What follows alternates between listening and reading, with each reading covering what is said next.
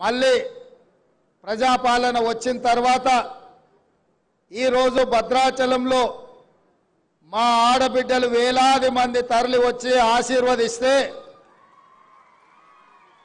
ఈరోజు మళ్ళీ ఇంత బ్రహ్మాండమైన కార్యక్రమం గృహ నిర్మాణ శాఖ మంత్రివర్యులు పొంగులేటి శ్రీనివాసరెడ్డి గారు ఈ కార్యక్రమానికి ముఖ్య అతిథులుగా ఉప ముఖ్యమంత్రి బట్టి విక్రమార్క గారు, వ్యవసాయ శాఖ మంత్రి తుమ్మల నాగేశ్వరరావు గారు, మంత్రివర్యులు ఉత్తమ్ కుమార్ రెడ్డి గారు, కోమటిరెడ్డి వెంకటరెడ్డి గారు, దుద్దిల్ల శ్రీధర్ బాబు గారు, కొండా సురేఖమ్మ గారు, సీతక్క గారు, మిత్రుడు పొన్నం ప్రభాకర్ గారు, మంత్రివర్గ సహచరులు, ఖమ్మం జిల్లాల శాసనసభ్యులు,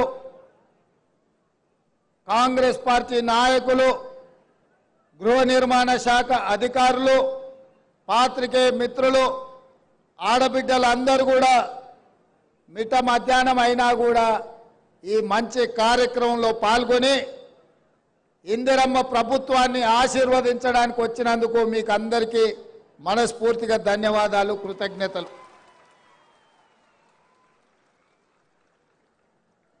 ఇల్లాలిని చూడు ఇల్లుని చూడు అన్నారు. ఇల్లాలి ముఖంలో సంతోషం ఉంటే ఆ ఇల్లు బాగున్నట్టే లెక్క. ఇంటి పెత్తనం ఆడబిడ్డ చేతిలో ఉంటే ఆ ఇల్లును చక్కదిద్దే బాధ్యత ఆడబిడ్డ తీసుకుంటుంది. అందుకే ఈరోజు ఇందిరమ్మ ఇండ్లు తెలంగాణ రాష్ట్రంలో దాదాపుగా 4.5 లక్షల ఇండ్లు 22,500 కోట్ల రూపాయలతోని పేదవాళ్ళు ఆత్మగౌరవంతోని బ్రతకాలి, ఇందిరమ్మ ఇల్లు ఇవ్వాలి అన్న ఆలోచనతోని ఈరోజు ఈ కార్యక్రమం తీసుకున్నాం. ఈ ఇందిరమ్మ ఇల్లు ఇంటాయన పేరు మీద కాదు, మా ఆడబిడ్డల పేరు మీదనే ఇయ్యాలి అని చెప్పి ఇవాళ మన ప్రభుత్వం నిర్ణయం తీసుకున్నది. ఇంటి పెత్తనమే కాదు, ఇంటి పట్టా కూడా ఆడబిడ్డ పేరు మీద ఉండాలి. అప్పుడే ఆ ఇంట్లో వెలుగులు ఉంటాయి, ఆ ఇంట్లో పిల్లలు చదువుకుంటారు, ఆ ఇల్లు గౌరవంగా సమాజంలో బ్రతకగలుగుతారని మా ప్రభుత్వం నమ్మింది. నేను ఎక్కువ ఉపన్యాసానికి పోను. గత 10 సంవత్సరాలలో డబుల్ బెడ్రూమ్ ఇల్లు ఇస్తా అన్నాడు.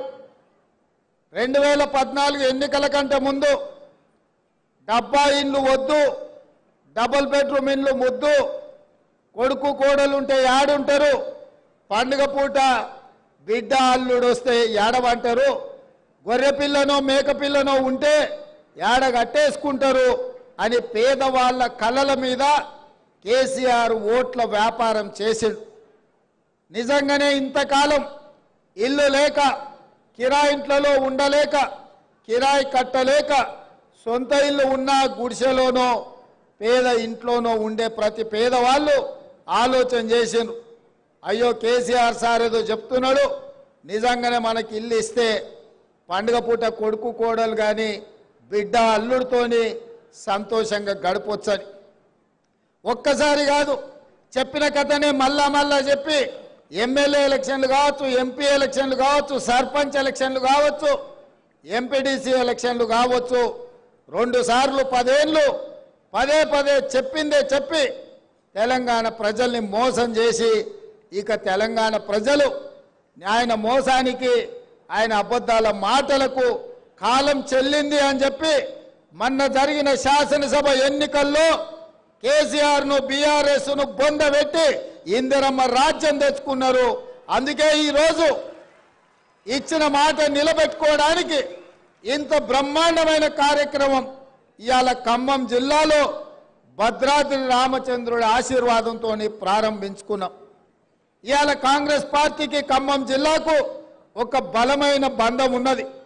ఈరోజు ఈ కార్యక్రమంలో సిపిఐ శాసనసభ్యులు సాంబశివరావు గారు కూడా పాల్గొన్నారు. ఈ ఖమ్మం జిల్లాలో ఒకనాడు కమ్యూనిస్టులు కాంగ్రెస్లు ఎంత వైరుధ్యం ఉన్నా, ఎన్నో రకాల ఇబ్బందులు వచ్చినా, కొట్లాడుకున్నా ఈరోజు కలిసి ఖమ్మం జిల్లాను అభివృద్ధి చేయాలని ఆలోచన చేస్తున్నారు. ఈ ఖమ్మం జిల్లా కార్యకర్తలు ఎన్ని కేసులైనా తట్టుకున్నారు, ఎన్ని ఇబ్బందులు వచ్చినా నిలబడ్డారు. 2014లో ఈ జిల్లాల టీఆర్ఎస్కి ఇచ్చింది ఒకటే సీటు, 2018లో ఒకటే సీటు, ఇవాళ కూడా ఇచ్చింది ఒకటే సీటు. అంటే మొదటి నుంచి జిల్లా ప్రజలు కేసీఆర్ను నమ్మలే. కేసీఆర్ మాటలకు ఇక్కడున్న ప్రజలు ఎవరు లొంగలే. అందుకే ఇవాళ ఈ మంచి కార్యక్రమాన్ని ఖమ్మం జిల్లా నుంచే మొదలు పెట్టాలని ఇవాళ ఇక్కడ మొదలు పెట్టినాం. ఇక్కడ వచ్చినప్పటి నుంచి స్థానిక శాసనసభ్యులు వెంకట్రావు గారు కానీ, పోడెం వీరయ్య గారు కానీ, పొంగులేటి శ్రీనివాసరెడ్డి గారు కానీ 5 గ్రామాల గురించి చెప్తున్నారు. తుమ్మల గారు రాములవారి గుడి అభివృద్ధి గురించి చెప్తున్నారు. అదేవిధంగా గోదావరి జలాలు మీకు ఉప్పొంగి మీ ఊర్లలోకి మీ ఇళ్లలోకి వస్తున్నాయి, మీకు రీటైనింగ్ వాల్ కట్టాలని ప్రభుత్వం వచ్చిన ఎంబడే మొట్టమొదట టెండర్ ఉత్తమ్ కుమార్ రెడ్డి గారు మీ ప్రాంతానికి మంజూరు చేసి మీకు ఆ రీటైనింగ్ వాల్ కట్టడానికి 500 పైచిలకు కోట్ల రూపాయలు ఇవాళ మంజూరు చేయడం జరిగింది. ఎందుకంటే మీ కష్టాలు తెలిసిన ప్రభుత్వంగా మీ కష్టాలు తీర్వాల్సిన బాధ్యతతోనే ఇవాళ కార్యక్రమాలు తీసుకున్నాం. అందుకే మిత్రులారా, ఆనాడు రాజశేఖర రెడ్డి గారు ఉన్నప్పుడు ఇచ్చిన ఇందిరమ్మ ఇండ్లే ఈరోజు గ్రామాలలో పేదవాళ్ళు ఉన్నారు. కానీ మరి ఆ ఎల్లా 2 ఏళ్ల పిల్లగాడు ఇవాళ 25 ఏళ్ళకు వచ్చిండు, పెళ్ళి అయింది, ఆయనకు కూడా పిల్లలయ్యే పరిస్థితి వచ్చింది. మరి తల్లిదండ్రులు పిల్లలు పెళ్ళైనోళ్ళు కుటుంబం పెద్దగా అయినప్పుడు పిల్లలకు కూడా సొంత ఇండ్లు కావాల్సిన పరిస్థితి. పేదవాళ్ళు ఇవాళ పిల్లలకు పెళ్లి చేస్తే వాళ్ళు కూడా ఆత్మగౌరవంతో బ్రతకాలని ఆలోచన చేస్తారు. అందుకే ప్రతి శాసనసభ నియోజకవర్గానికి 3500 ఇండ్లు ఇచ్చి పేదవాళ్లకు ఇవాళ అందుబాటులోకి మన ప్రభుత్వం ఇందిరమ్మ ఇండ్లు తీసుకొచ్చింది. మిత్రులారా, ఇవాళ ఆలోచన చేయండి. ప్రభుత్వం వచ్చి 92 రోజులైంది.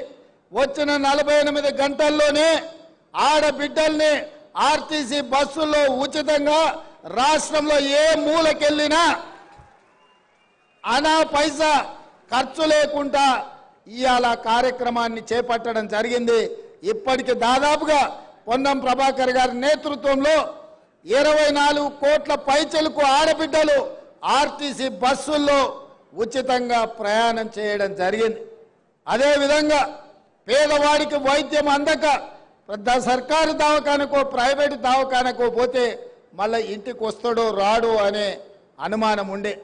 అట్లాంటిది ఇలా పేదల ఆరోగ్యాన్ని బాగు చేయడానికి రాజీవ్ ఆరోగ్యశ్రీ పథకం ద్వారా 10 లక్షల రూపాయలు పేదవాళ్ళ వైద్యానికి ఈనాడు మన ప్రభుత్వం ఇచ్చింది. ఇక గ్యాస్ పొయ్యి సిలిండర్ గురించి నేను చెప్పాల్సిన అవసరం లేదు, మీకు తెలుసు.